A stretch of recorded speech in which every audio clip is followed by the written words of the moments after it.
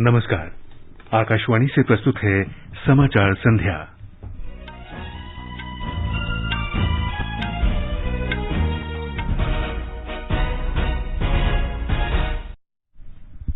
प्रधानमंत्री नरेंद्र मोदी ने केंद्र और राज्यों की एजेंसियों से चक्रवात यास से प्रभावित इलाकों में सामान्य स्थिति की बहाली सुनिश्चित करने को कहा। श्री मोदी चक्रवात प्रभाव की समीक्षा के लिए कल ओडिशा और पश्चिम बंगाल का दौरा करेंगे। प्रधानमंत्री ने राष्ट्रीय डिजिटल स्वास्थ्य मिशन के अंतर्गत कामकाज के विस्तार के लिए तेजी से कदम उठाने को कहा। उन्होंने कहा, लोगों को नवाचार और विविधतापूर्ण सेवाएं देकर ये मिशन डिजिटल स्वास्थ्य क्षेत्र में क्रांति लाएगा।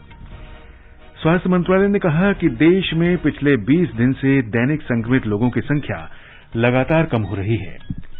भारत अमेरिका के बाद 20 करोड़ से अधिक कोविड टीके लगाने वाला दूसरा देश। केंद्र सरकार ने अब तक राज्यों और केंद्र शासित प्रदेशों को 22 करोड़ से ज्यादा टीके उपलब्ध कराए। सरकार ने बुजुर्गों और दिव्यांगजनों के घर के पास टीकाकरण उपलब्ध कराने के लिए दिशा निर्देश जारी किए। ऑक्सीजन एक्सप्रेस रेलगाड़ी से एक दिन में रिकॉर्ड 1195 मीट्रिक टन ऑक्सीजन देश भर में पहुंचाई गई। सरकार ने अभिव्यक्ति की स्वतंत्रता के हनन के ट्विटर के दावे को नकारा। कहा, ट्विटर देश की न्यायिक व्यवस्था को कमजोर करना चाहता है। और वित्त मंत्री निर्मला सीतारामन कल नई दिल्ली में जीएसटी परिषद की 43वीं बैठक की अध्यक्षता करेंगी।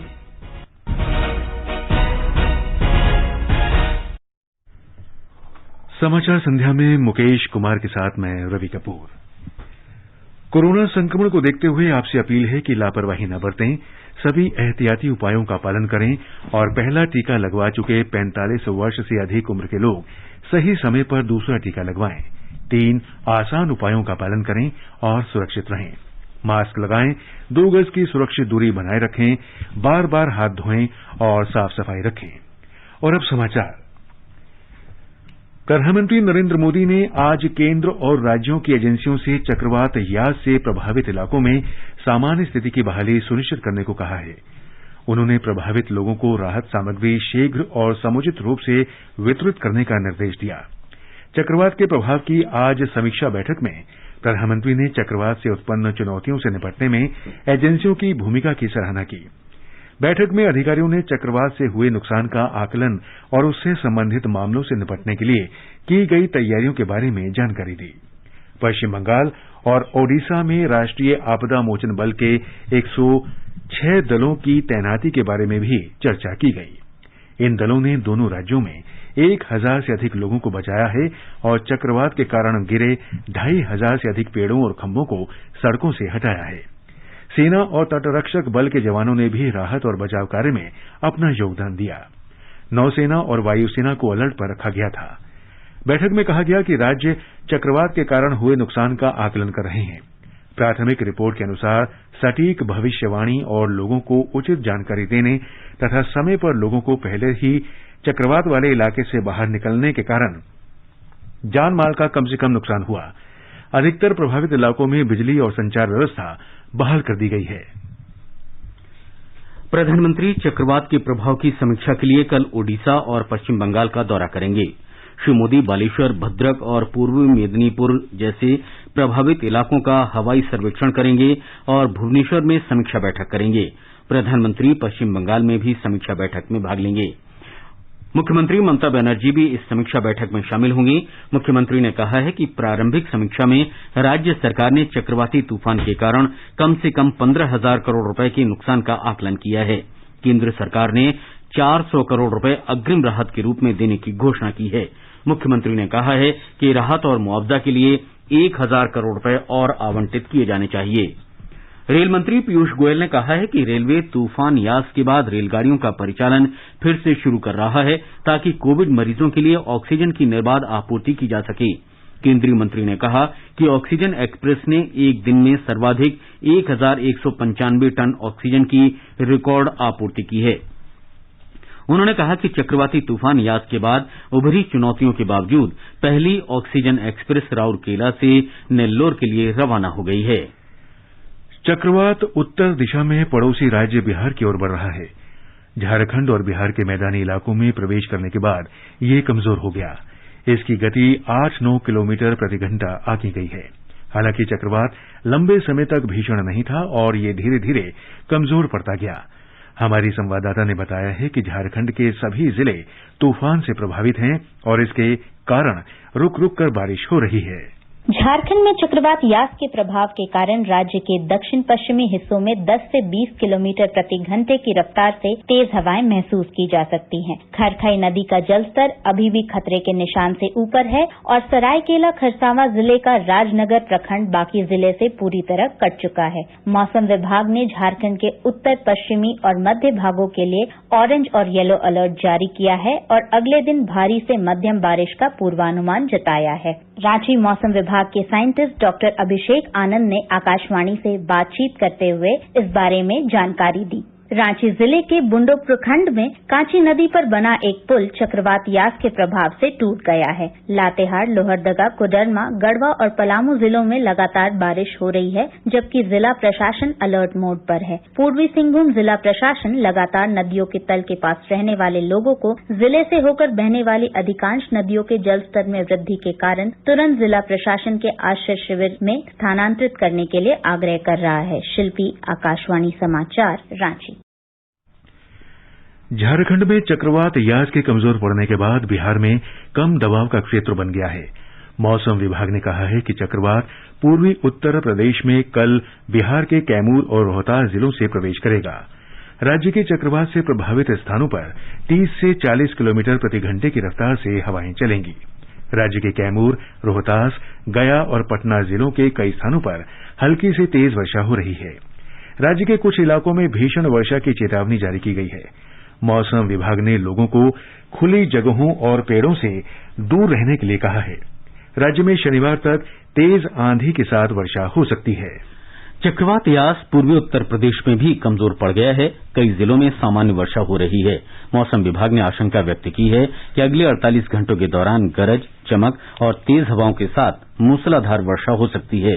पूर्वी उत्तर प्रदेश के 18 जिलों में अलर्ट जारी किया गया है।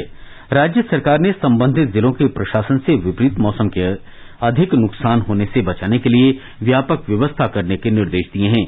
मौसम विभाग ने पश्चिमी उत्तर प्रदेश के कई जिलों में अगले 3 दिन के दौरान कुछ स्थानों पर वर्षा की संभावना व्यक्त की है। प्रधानमंत्री नरेंद्र मोदी ने राष्ट्रीय डिजिटल स्वास्थ्य मिशन के अंतर्गत कामकाज के विस्तार के लिए तेजी से कदम उठाने के निर्देश दिए हैं। उन्होंने आज कहा कि राष्ट्रीय डिजिटल स्वास्थ्य मिशन बड़ी संख्या में स्वास्थ्य सेवाएं सुलभ कराने के जरिए लोगों के जीवन को आसान बनाएगा। मिशन की प्रगति की समीक्षा के लिए उच्च स्तरीय बैठक की अध्यक्षता करते हुए प्रधानमंत्री ने कहा कि नागरिकों के लिए नूतन और विविधतापूर्ण सेवाओं के साथ ये मिशन डिजिटल स्वास्थ्य प्रौद्योगिकी के क्षेत्र में क्रांति लाएगा। श्री मोदी ने पिछले वर्ष स्वतंत्रता दिवस के अवसर पर राष्ट्र को संबोधन में राष्ट्रीय डिजिटल स्वास्थ्य मिशन के शुभारंभ की घोषणा की थी। तब से डिजिटल मॉड्यूल और रजिस्ट्री विकसित की गई है और 6 केंद्र शासित प्रदेशों में ये मिशन चलाया जा रहा है। अब तक लगभग 11,90,000 स्वास्थ्य पहचान पत्र बनाए गए हैं और इस मंच पर 3,106 डॉक्टरों और 1,490 स्वास्थ्य केंद्रों का पंजीकरण करा दिया गया है। डिजिटल स्वास्थ्य के लिए मुक्त और अंतर संचालित आईटी नेटवर्क तैयार किया जा रहा है, जिसे यूनिफाइड हेल्थ इंटरफेस UHI नाम दिया गया है। ये सार्वजनिक और निजी क्षेत्र के समाधान उपलब्ध कराएगा और राष्ट्रीय डिजिटल स्वास्थ्य व्यवस्था के अंग के रूप में काम करेगा। इससे यूजर टेली कंसल्टेशन या प्रयोगशालाओं में जांच जैसी आवश्यक स्वास्थ्य देखभाल सेवाओं की तलाश, बुकिंग और प्राप्त कर सकेंगे। इस व्यवस्था से सुनिश्चित होगा कि राष्ट्रीय डिजिटल स्वास्थ्य व्यवस्था में केवल सत्यापित स्वास्थ्य देखभाल प्रदाताओं को ही शामिल किया जा सके।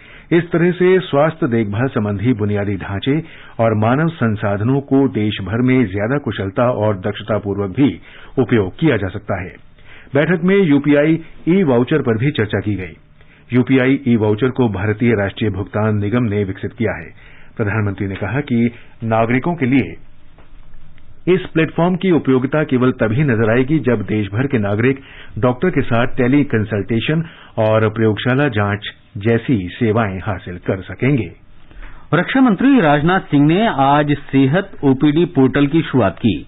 ये पोर्टल सशस्त्र बलों को टेली मेडिसिन सेवाएं प्रदान करने में मदद करेगा। श्री सिंह ने कहा कि इससे सुशासन और डिजिटल भारत के लिए सरकार की प्रतिबद्धता व्यक्त होती है। उन्होंने कोविड की दूसरी लहर के दौरान समर्पण के साथ लोगों की सेवा करने के लिए सशस्त्र बलों की सराहना की।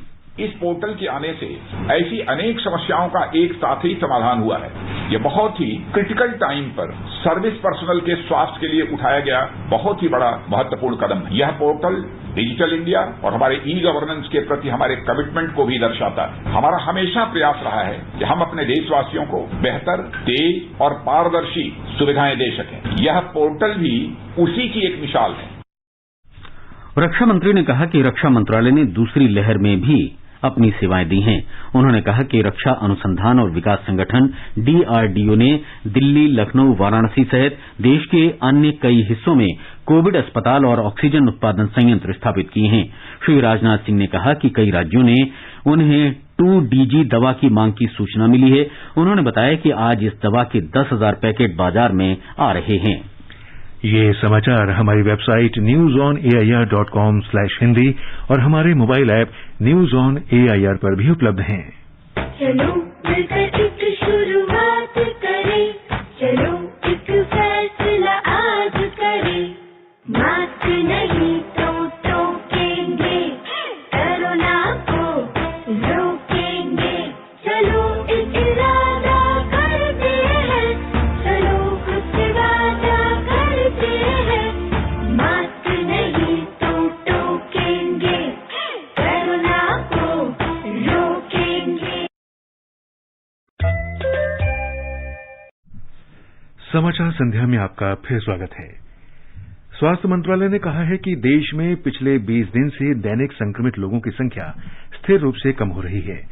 स्वास्थ्य मंत्रालय में संयुक्त सचिव लव अग्रवाल ने बताया कि 7 मई को 4,14,000 से अधिक लोग संक्रमित हुए थे, जबकि अब ये संख्या करीब 2,11,000 रह गई है। और आज अगर हम देखें 27 तारीख को तो देश में 2,11,000 के करीब केसेस रिपोर्ट हुए हैं। यह अगर एक और डेटा हम देखें तो पाते हैं कि 25 मई को देश में पिछले कुछ दिनों के अनुपात में देखें तो सबसे कम केसेस यानी कि 1,96,000 केसेस रिपोर्ट हुए हैं और 17 मई से कंटिन्यूड बेसिस पर हमारे देश में 3 लाख से कम केसेस रिपोर्ट हो रहे हैं। यह एक पॉजिटिव डेवलपमेंट है। जरूरत है कि इसको हम कंटिन्यूड बेसिस पर मॉनिटर करते रहें। श्री अग्रवाल ने कहा कि पिछले 3 सप्ताह में प्रतिदिन 100 से अधिक संक्रमित लोगों वाले जिलों की संख्या 531 से घटकर 359 रह गई है। श्री अग्रवाल ने कहा कि 3 मई को कोविड मरीजों की संख्या कुल संक्रमित लोगों का 17.13% थी, जो अब 8.84% रह गई है। इसी तरह इस अवधि में स्वस्थ होने की दर 81.8% से बढ़कर 90% तक पहुंच गई है। संयुक्त सचिव ने कहा कि पिछले 17 दिन में कोविड मरीजों की संख्या करीब 13 लाख कम हो गई। अब 24,19,000 कोविड मरीजों का उपचार चल रहा है।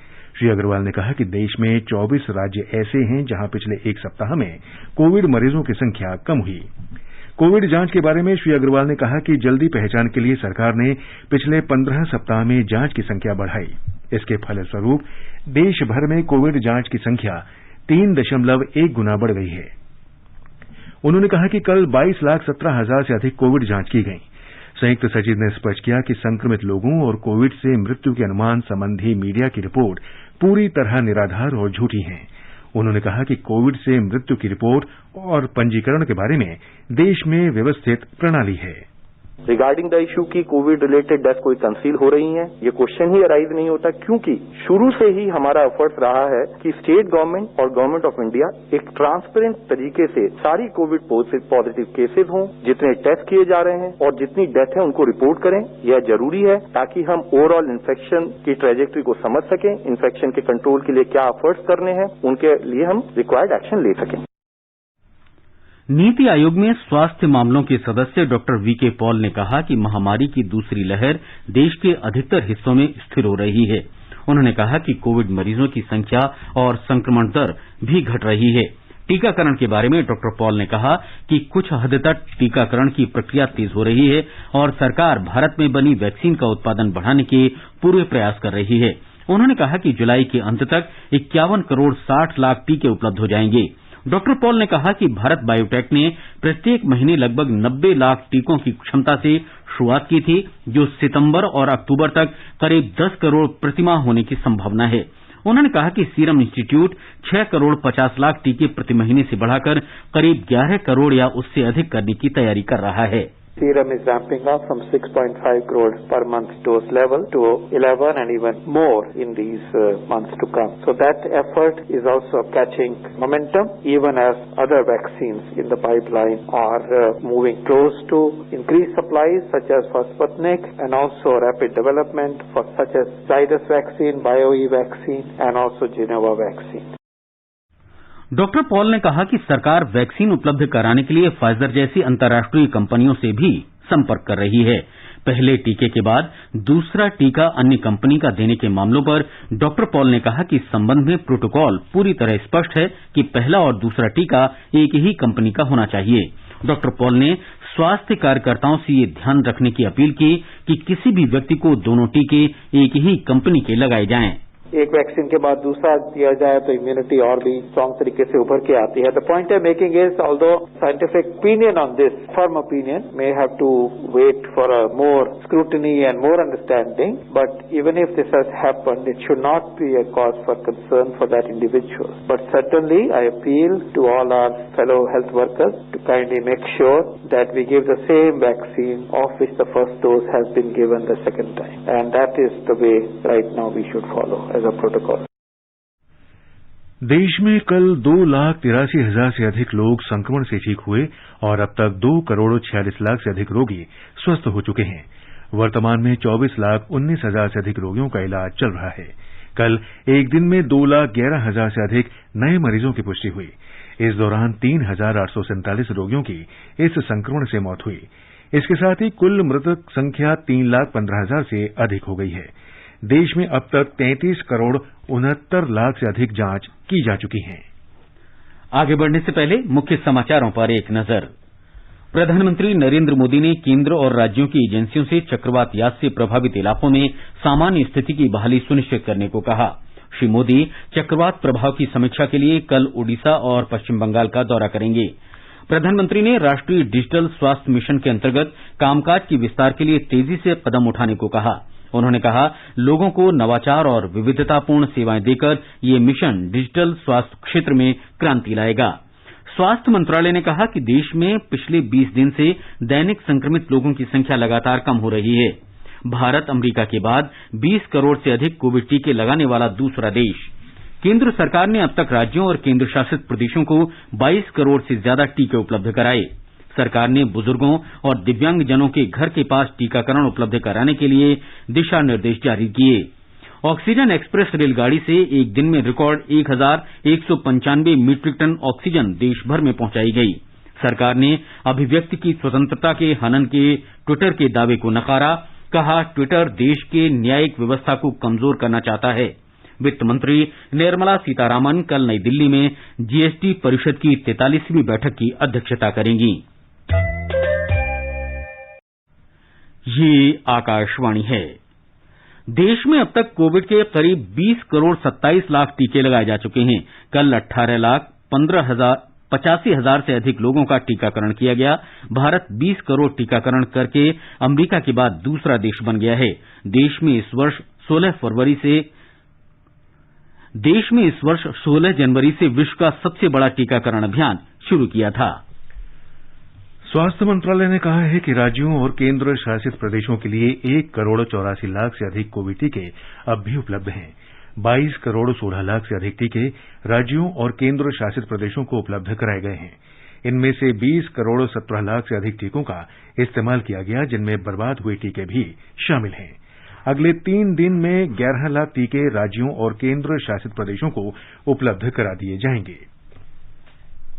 केंद्र सरकार ने वरिष्ठ नागरिकों और दिव्यांगजनों के घर के नजदीक टीकाकरण केंद्र बनाने के दिशा निर्देश जारी किए हैं। 60 वर्ष से अधिक उम्र के लोग और सभी दिव्यांगजन इस सुविधा के पात्र होंगे। राज्यों और केंद्र शासित प्रदेशों को जारी दिशा निर्देशों के अनुसार घर के नजदीक टीकाकरण केंद्र मौजूदा कोविड टीकाकरण केंद्रों के साथ संबद्ध किए जाएंगे। प्रत्येक केंद्र पर डॉक्टर सहित 5 सदस्य होंगे। राज्यों से वरिष्ठ नागरिकों को टीकाकरण के लिए आने जाने की सुविधा भी उपलब्ध कराने के लिए कहा गया है। भारतीय जनता पार्टी ने विपक्ष पर कोविड टीके और उसके आयात को लेकर भ्रम पैदा करने का आरोप लगाया है। पार्टी प्रवक्ता संबित पात्रा ने कहा कि केंद्र सरकार टीके के आयात के लिए पिछले वर्ष के मध्य से ही पूरे प्रयास कर रही है। उन्होंने कहा कि सरकार की लगातार बातचीत का ही परिणाम है कि रूस का स्पुतनिक टीका भारत पहुंचा है। श्री पात्रा ने कहा कि दिल्ली के मुख्यमंत्री अरविंद केजरीवाल ये कहकर भ्रम पैदा कर रहे हैं कि सरकार बच्चों के लिए टीके नहीं दे रही है। ये बहुत गलत बात है कि केंद्र राज्य को वैक्सीन नहीं दे रहा है। ये भ्रामक है। ये कहीं न कहीं वन अपमैनशिप के लिए कि मैं सबसे अच्छा मुख्यमंत्री हूं, ये प्रूव करने की जो होड़ लगी हुई है कुछ मुख्यमंत्री और कुछ राजनेताओं में, मुझे लगता है ये कहीं न कहीं इस युद्ध में उचित नहीं है। ये युद्ध की बेला है, इसमें इस प्रकार का होड़ नहीं होना चाहिए। देश आगे बढ़ना चाहिए, देश जीतना चाहिए।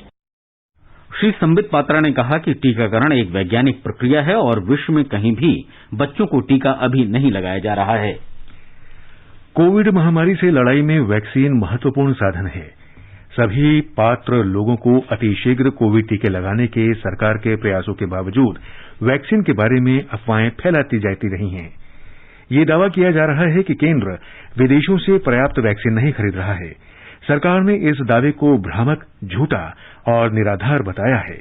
एक रिपोर्ट। कोविड टीके के सभी अंतर्राष्ट्रीय निर्माणकर्ताओं के साथ केंद्र सरकार पिछले साल मई से लगातार बातचीत कर रही है। फाइजर, जॉनसन एंड जॉनसन और मॉडर्ना जैसे प्रमुख टीका निर्माणकर्ताओं के साथ कई दौर की चर्चा की जा चुकी है। इन कंपनियों को भारत में अपने टीकों की आपूर्ति और निर्माण के लिए सरकार ने सभी प्रकार की सहायता की पेशकश की है। केंद्र सरकार ने कहा है कि वैश्विक स्तर पर टीके की आपूर्ति सीमित है। मौजूदा भंडार को आवंटित करने की कंपनियों की अपनी प्राथमिकताएं, रणनीति और मजबूरियां हैं। सरकार ने कहा है कि सबसे पहले ये टीका निर्माणकर्ता अपने देशों को वरीयता देते हैं, जैसा कि हमारे टीका निर्माणकर्ताओं ने भारत के लिए किया है। हाल ही में फाइजर ने टीके की उपलब्धता का संकेत दिया था। कंपनी के साथ मिलकर केंद्र सरकार फाइजर के टीके के जल्द से जल्द आयात के लिए काम कर रही है। वहीं रूसी कोविड टीके स्पुतनिक के परीक्षणों में भी तेजी आई है और समय पर मंजूरी दिए जाने के साथ ही रूस टीकों की 2 खेप भेज चुका है। बहुत जल्द भारतीय कंपनियां भी देश में स्पुतनिक के टीके का निर्माण शुरू कर देंगी। सरकार ने सभी अंतर्राष्ट्रीय टीका निर्माणकर्ताओं से भारत में आकर लोगों के लिए टीके बनाने का अनुरोध किया है। भूपेंद्र सिंह, आकाशवाणी समाचार, दिल्ली। केंद्र सरकार ने म्यूकोरमाइकोसिस यानी ब्लैक फंगस से निपटने के लिए लिपोसोमल एम्फोटेरिसिन बी इंजेक्शन का उत्पादन बढ़ाने के लिए 5 और कंपनियों को लाइसेंस दिया है। प्रधानमंत्री नरेंद्र मोदी ने अधिकारियों को निर्देश दिया है कि जिस किसी भी देश में ये उपलब्ध हो, इसे मंगवा लिया जाए। दुनिया भर में भारतीय दूतावास इस औषधि को प्राप्त करने के प्रयास कर रहे हैं। जेनेटिक लाइफ साइंसेज ने कोविड महामारी के दौरान फंगस संक्रमण के नियंत्रण के लिए एम्फोटेरिसिन बी इंजेक्शन का उत्पादन शुरू कर दिया है। इस टीके की कीमत 1200 रुपए होगी। कंपनी प्रतिदिन 20,000 इंजेक्शन का उत्पादन करेगी। कई देशों और संगठनों से मिल रही मदद को केंद्र सरकार शीघ्रता से राज्यों और केंद्र शासित प्रदेशों को भेज रही है। अब तक 18,000 से अधिक oxygen concentrator, 19,000 oxygen cylinder, 19 oxygen उत्पादन संयंत्र, 14,500 से अधिक वेंटिलेटर तथा BIPAP, 7 लाख रेमडेसिविर की शीशियां और 12 लाख फेविपिराविर की गोलियां प्राप्त हुई हैं। रेलवे ने अब तक 18,980 मैट्रिक टन से अधिक चिकित्सा ऑक्सीजन 284 एक्सप्रेस रेलगाड़ियों से विभिन्न राज्यों को पहुंचाई है। रेलवे ने एक ही दिन में सर्वाधिक 195 मीट्रिक टन ऑक्सीजन की आपूर्ति कर नया रिकॉर्ड बनाया है। इससे पहले रेलवे ने 23 मई को 142 मीट्रिक टन ऑक्सीजन पहुंचाने का रिकॉर्ड बनाया था। महाराष्ट्र के राज्य निरीक्षण अधिकारी डॉक्टर प्रदीप अवाटे ने कहा है कि कोविड महामारी की पहली और दूसरी लहर के दौरान बच्चों की संक्रमण दर समान थी। आकाशवाणी समाचार से विशेष बातचीत में डॉक्टर अवाटे ने कहा कि भविष्य में कोविड महामारी की तीसरी लहर के दौरान बच्चों में संक्रमण बढ़ने का कोई वैज्ञानिक डेटा उपलब्ध नहीं है। ब्यौरा हमारे संवाददाता से। महाराष्ट्र में कोरोना की पहली और दूसरी लहर में 10 साल से छोटे उम्र के बच्चों में कोरोना संक्रमण का प्रमाण 2.4% था। इस उम्र के 99.8% मरीज कोरोना मुक्त हुए। महाराष्ट्र के सर्वेक्षण अधिकारी डॉक्टर प्रदीप आवटे ने बताया कि कोरोना संक्रमण के लिए आवश्यक रिसेप्टर प्रोटीन का अभाव बच्चों में होता है। इस वजह से बच्चों में कोरोना संक्रमण का प्रमाण कम है। इस उम्र के 10,000 मरीजों में से केवल 7 बच्चों में बीमारी ने गंभीर स्वरूप धारण किया या उनकी मौत हुई। रक्त का कैंसर, हीमोफीलिया, कुपोषण आदि मरीजों में ज्यादातर ये देखा गया, ऐसा भी उन्होंने कहा। बच्चों को कोरोना का टीका नहीं दिया जा रहा है, उस वजह से तीसरी लहर में बच्चों में कोरोना संक्रमण बढ़ सकता है, ऐसे अनुमान किए जा रहे हैं। डॉक्टर आवटे ने बताया कि पूर्व तैयारी के लिए बच्चों के विशेष कोविड वार्ड, कृति दल बनाए जा रहे हैं, लेकिन इससे घबराने की कोई जरूरत नहीं है। यह सब केवल खबरदारी का हिस्सा है। जीवन भावसार, आकाशवाणी समाचार, मुंबई। जम्मू कश्मीर में स्कूल शिक्षा विभाग ने कल से कक्षा 5वीं से 8वीं तक के छात्रों के लिए आकाशवाणी श्रीनगर से रेडियो कक्षाएं शुरू की हैं। एक रिपोर्ट। कश्मीर संभाग में स्कूल शिक्षा विभाग के शिक्षकों द्वारा गूगल मीट, व्हाट्सएप और जूम ऐप जैसे संचार के विभिन्न माध्यमों के अतिरिक्त लर्निंग मैनेजमेंट सिस्टम LMS के माध्यम से कोविड महामारी के मद्देनजर आजकल ऑनलाइन कक्षाएं ली जा रही हैं। परंतु बहुत सारे ऐसे भी छात्र हैं जो इन सुविधाओं से काफी हद तक वंचित हैं और ऑनलाइन मैनेजमेंट सिस्टम LMS पर पंजीकृत नहीं कर सके। तो ये कहना उल्लेखनीय है कि आकाशवाणी श्रीनगर के माध्यम से रेडियो कक्षाएं प्रदान करने की ये पहल निश्चित रूप से कश्मीर संभाग के दूर दराज के इलाकों में रहने वाले छात्र समुदाय के लिए लाभदायक साबित होगी। आकाशवाणी समाचार के लिए श्रीनगर से मैं सुनील कोल। इस बीच जम्मू कश्मीर के 2 जिलों जम्मू और शोपियां ने 45 वर्ष से अधिक आयु वर्ग के लोगों के टीकाकरण का 100% लक्ष्य पूरा कर लिया है। मीडिया से जुड़े लोगों का एक समूह अग्रिम पंक्ति के पत्रकारों के परिवार की मदद के लिए सामने आया है, जिनकी कोविड से मौत हो गई है।